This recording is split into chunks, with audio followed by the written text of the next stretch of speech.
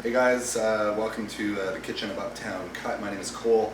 We're here to talk to you briefly about how to make some house-made mozzarella. It's super easy to do. It's a great way to win friends, influence people, crowd pleaser, change your life, decadent, salty, delicious, totally amazing.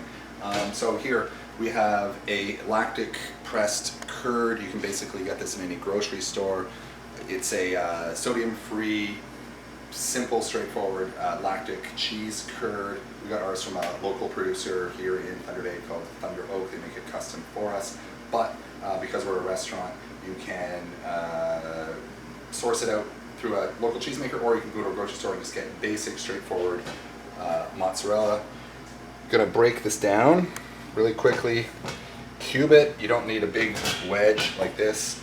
You can use, like I said, anything from a grocery store. I'm just going to make a small amount here just to kind of take you through how it works.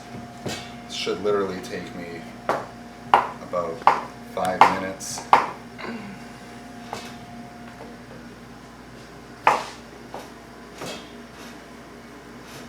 Okay, so more or less cubed. Take this down here. We're getting into the season of tomatoes right now. Seasonality is reality. I always like to say best seasonal dish on a kitchen table, a restaurant, caprese salad from Capri, Italy. Capri, Italy is also famous for limoncello.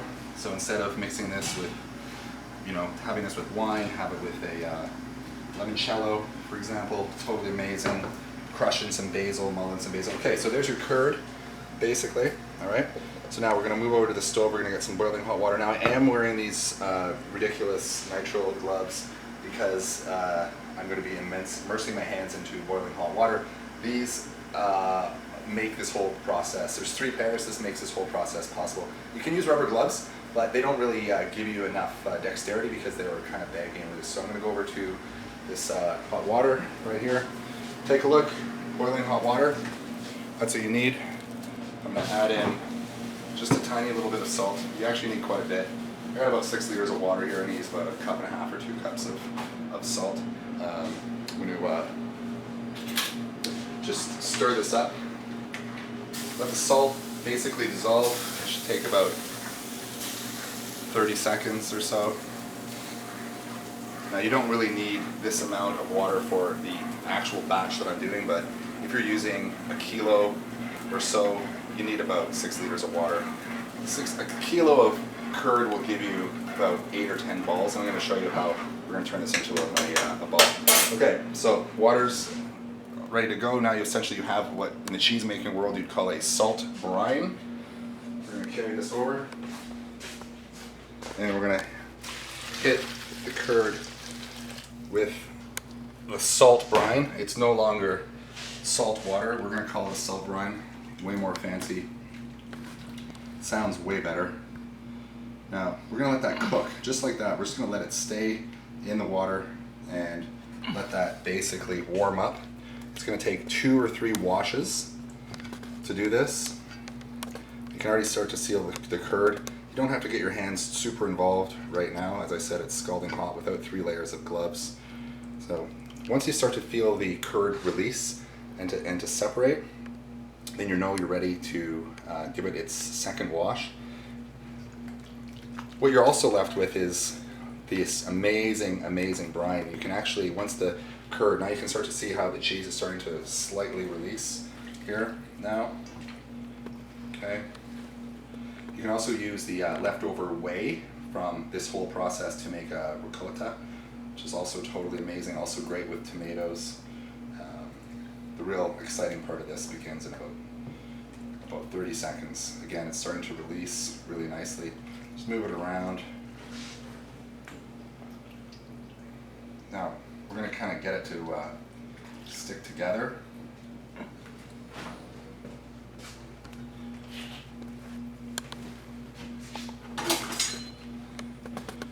Sometimes, instead of using your hands, you can just use kind of a spoon. All right.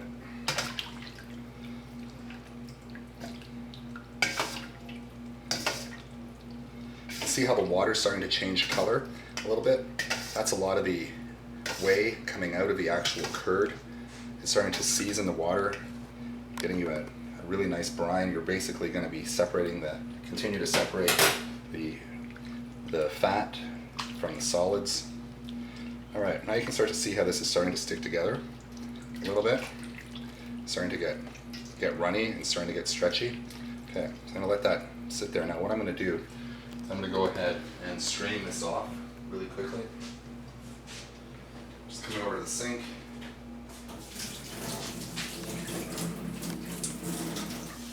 Just going to strain that off. You can start to see how the curd is starting to brighten up. Right now it's starting to change color, starting to change texture. Back over. One more smash with the salt brine. That should be good. Now, you don't want to leave your curd in the water for very long. You want to get it in and out as hot as possible because you don't want the curd to bring on additional moisture. That'll give your mozzarella kind of a strange texture. In Italy, what they would do when they're making mozzarella is they'd keep a ice bath really close. They don't really use gloves. And some of these old Italian cheesemakers must not have any feeling in their hands at all because they're literally putting their bare hands into the water and then into an ice bath and then back into the water. I mean, right now I have 3 pairs of gloves on and it's still super scalding hot.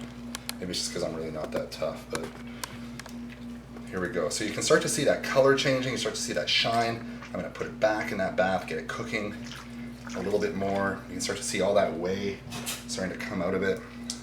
Basically, I'm just kind of dispersing some of the cheese in here so that it's getting as much cook time as possible. So the whole idea of mozzarella and hand-pulled mozzarella is not only a salty, decadent flavor, but it's also about the texture. So really what we're going to do right now is we're going to start to elongate the striations of the milk protein. So what that gives you is a beautiful stringy texture. It gives you a very high burn point in the cheese, and it also gives you an amazing, amazing mouthfeel. So you know how you bite into the perfect piece of pizza and get that long, stringy mozzarella? That's what this comes from this process right now. I'm going to hit it again. Okay, now it's ready for the stretching. In Italy, they call this pasta filata technique. Okay, so we're going to start to kind of work the cheese. You want to stretch it. Now this is where the elongation of the milk protein comes from. This is where you get that amazing mouthfeel. You can see that beautiful color. It kind of shines. It's kind of bright.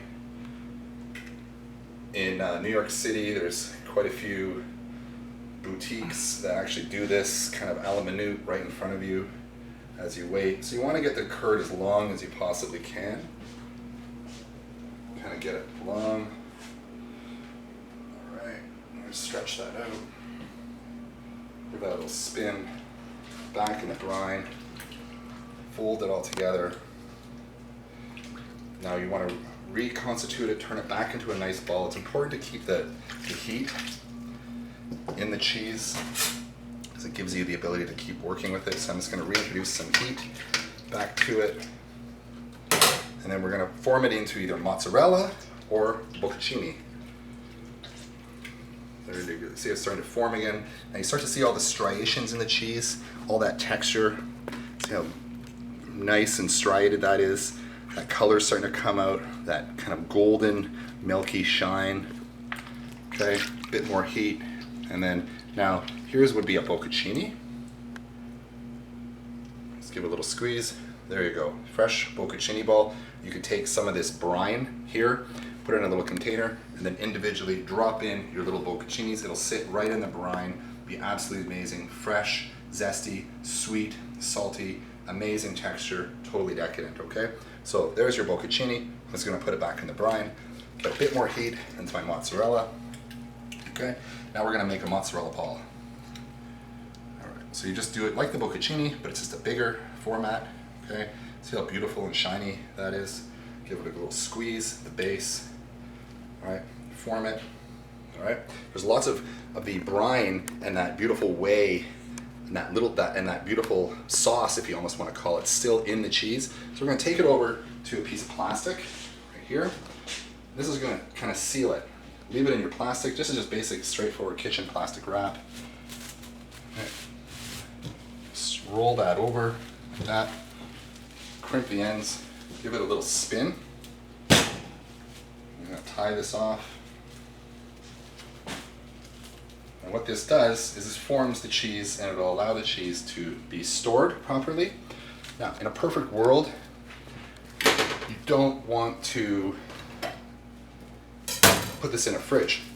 If you were to put this in the fridge, what's going to happen is it's going to set. It's going to be delicious still, but you're going to lose a lot of that milky texture, that sweet milky texture that you get when it's not refrigerated. Refrigerating it is fine. Now this was fine unrefrigerated, just when you're in a cool area on your kitchen counter for anywhere between 12 to 24 hours. After 24 hours, nothing's bad going to happen to it, just refrigerate it. It kind of turns into a different thing. In this format, I would use it for caprese salad, in a fresh offering, just sliced on a plate beside a steak, absolutely amazing. If you're going to go ahead and refrigerate it, you probably have a week shelf life on it. Then I would use it in a lasagna, on a pizza, on top of a pasta, anything like that in a sandwich. Should be amazing to reheat, and then you're going to get that long stretch, beautiful striation. Otherwise, here you go, let it set right now. It's going to be beautiful and milky.